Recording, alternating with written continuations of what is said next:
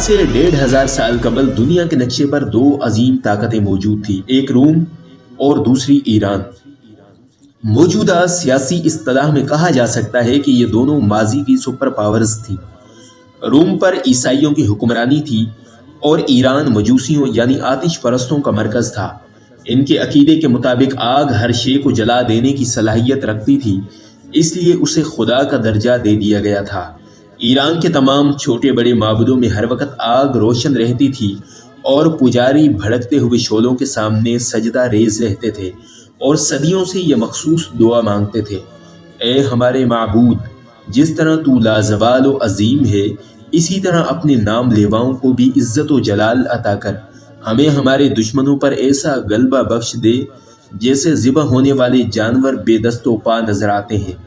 اہل زمین کے دلوں میں ہماری ایسی ہیبت ڈال دے کہ وہ سوتے میں بھی ہم سے خوف زدہ رہیں، اور درفش کاویانی کو اتنا بلند کر کے وہ آسمان کو چھونے لگے۔ درفش کاویانی آتش پرستوں کا مقدس پرچم تھا۔ ایرانی افواج اور عوام اس پر پورا یقین رکھتے تھے کہ جس میدان جنگ میں یہ متبرک پرچم لہرائے گا، وہاں دشمن شکست فاش سے دوچار ہوگا اور مجوسیوں کو عظیم و عالیشان فتح حاصل ہوگی۔ پھر جب اسلام کی شکل میں حق نمودار ہوا تو باطل فرار ہو گیا۔ نام نہاد مقدس پرچم اٹھانے والے ہاتھ کاٹ دیے گئے۔ درفش کاویانی، جسے فتح و نصرت کا نشان سمجھا جاتا تھا، بدبختی کی علامت بن کر اس طرح خاک میں مل گیا کہ اس کا ایک تار تک باقی نہ رہا۔ یہ 14 ہجری کا تاریخ ساز اور یادگار سال تھا جب صدیوں سے روشن آتش کدے بجھا دیے گئے۔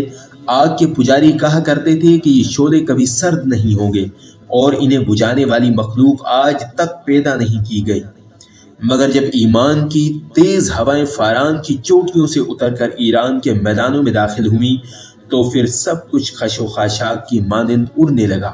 نوشیروان کی نادر و قیمتی یادگاریں مٹی کے کھلونوں کی طرح حقیر اور ارزاں ٹھہری۔ جس طرح کعبے میں رکھے ہوئے بت منہ کے بل گر کے ہو اللہ احد کہتے تھے، اسی طرح ایوان کسرا کے بلند اور سنگی مینارے زمین بوس ہو کر اللہ کی کبریائی بیان کر رہے تھے۔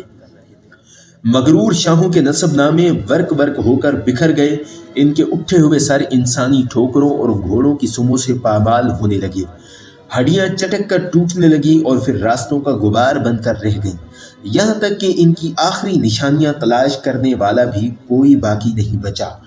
اتنی قدیم طاقتور سلطنت کی بساط یوں الٹی کہ مرثیہ خوا تک نہ رہے۔ ماتم کساروں کو بھی مکافات عمل کے قانون نے کھا لیا۔ موت کا خونی دہن اپنے طول و عرض کے ساتھ کھلا ہوا تھا اور ایران کی فضاؤں میں بہت دن تک یہ ہولناک صدا گونجتی رہی: ہے کوئی اور، ہے کوئی اور۔ پھر جواب میں وقت کے نقیب نے پکار کے کہا: کوئی نہیں سوائے اللہ کے۔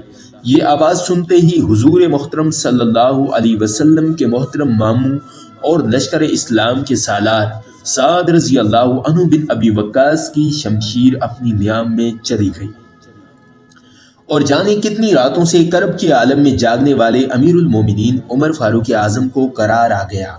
یہ تھا جنگی قادسیہ کا مختصر حال، جس نے ایرانیوں کی کمر توڑ کر رکھ دی تھی، اور شہنشاہ یزدگرد کسی زخمی بھیڑیے کی طرح اپنی ہی زمین پر پناہ ڈھونڈتا پھر رہا تھا۔ اہل ایمان کی یلغار جاری رہی، یہاں تک کہ مجاہدین اسلام کے گھوڑوں نے مدائن، خوزستان، اہواز، نہاوند، اصفہان، ہمدان، رے، کرمان، سیستان اور خراسان کو روند ڈالا۔ شہنشاہ یزدگرد فرار ہو کر ترکستان چلا گیا۔ مسلم سالار احنف بن قیس رضی اللہ عنہ نے ایران کا سارا خزانہ مال غنیمت کے طور پر امیر المومنین عمر فاروق اعظم رضی اللہ تعالی عنہ کی خدمت میں مدینہ منورہ بھیج دیا۔ زر و جواہرات کے اس انبار کو دیکھ کر حضرت عمر رونے لگے۔ پھر آپ نے مسجد نبوی میں حاضر ہو کر اہل ایمان کے اجتماع سے خطاب کرتے ہوئے فرمایا: معبود حقیقی کے نام لیواؤں کو خوشخبری ہو کہ آج مجوسیوں، آتش پرستوں کی سلطنت برباد ہو گئی۔ اب ان کے ملک کی زمین کا ایک ٹکڑا بھی ان کے قبضے میں نہیں رہا۔ خوب جان لو کہ اب آگ کے پجاری وحدہ لا شریک کی عبادت کرنے والوں کو کسی قسم کا نقصان نہیں پہنچا سکتے، اور یہ بھی سن دو کہ اللہ نے ان کی زمین، ان کے ملک اور ان کی دولت کا وارث تمہیں اس لیے بنایا کہ تمہاری آزمائش کی جا سکے۔ خبردار تم اپنی حالت نہ بدل لینا، ورنہ اللہ بے نیاز ہے، وہ تمہاری جگہ دوسری قوم کو بدل دے گا۔